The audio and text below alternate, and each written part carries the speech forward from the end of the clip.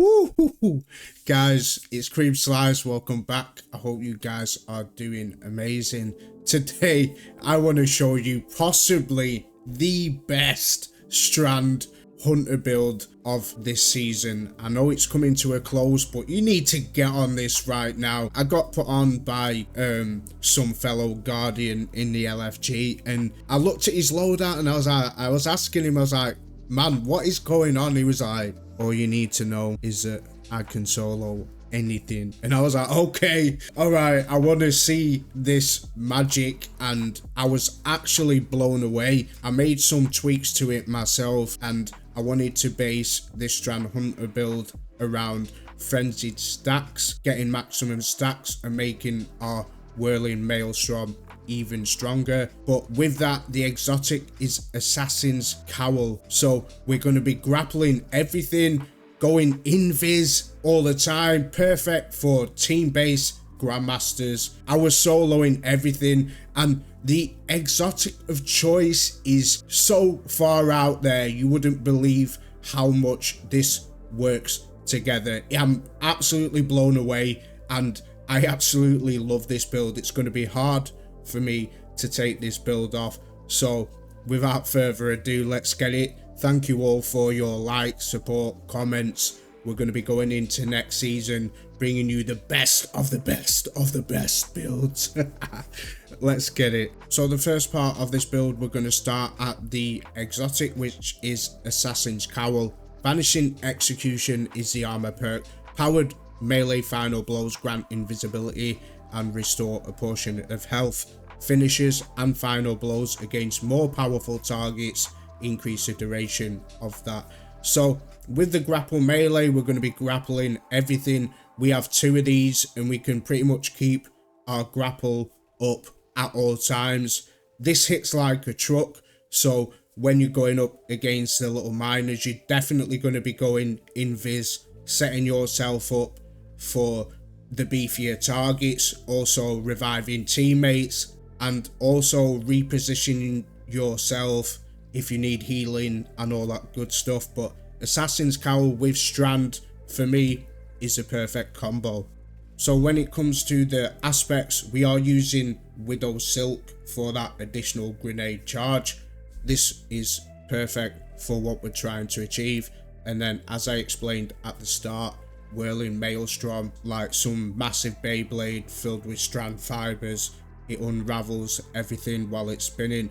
And as I was explaining before, when you have frenzied stacks and we can hold 4 stacks of armor charges, it turns whirling maelstrom into a different kind of beast. So the fragments I chose to run is Thread of Warding. This will give you a 55% damage reduction every time we pick up an orb of power. We are going to be generating orbs of power on every grapple melee kill. Picking up an orb of power is going to cause a chain of events with us, leading into different types of gameplay loops, which we will go over in a second. The next fragment is Thread of Continuity. Unravel and sever effects applied increase duration. So every time we apply the grapple melee, it's going to unravel enemies, increasing the unravel. Then we are using Thread of Finality. Finishes final blows create threadlings. With the Assassin's Cowl, every time we do a finisher, we're going to go invis, and also we're going to create threadlings to seek out and destroy enemies, also unraveling them. And then Thread of Generation, dealing damage, grants grenade energy. So the gameplay loop is pretty much revolved around grapple melee, going invis and collecting that all important orb of power to give us armor charges.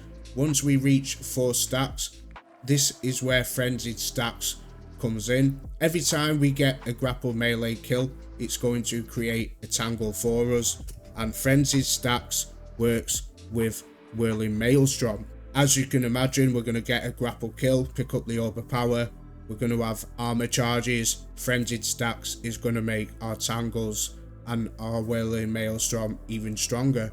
So when we get up to 4 or 5 stacks with whirling maelstrom, it's going to be a 50 to 60% damage increase. If you don't want to run Whirling Maelstrom, it's going to give your tangles possibly 120% to 180% damage increase.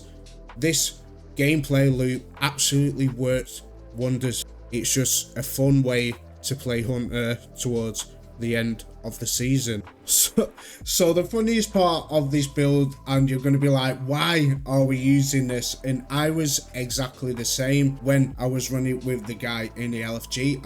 I said to him, why Winter Bite? He went, just trust me, everything is gonna die. And I was like, okay buddy, right, I'm fully invested, show me the ways. And this guy was just an absolute beast, and I thought I need to try Winter's Bite with this build. And guys, I'm not joking, it decimates Overload champions, it decimates barrier champions. Obviously with the perk Weighted Edge, melee attacks deal increased damage and slow targets when you have ammo loaded. So the slow is gonna stun barrier champions and Overload champions, also increasing the damage against them when frozen. And Big Frigid Glaive, when you're in them sticky situations with barrier champions where they have everything attached to them and you can't damage anything, you just throw that ball of stasis out there, it freezes everything, enabling you to go in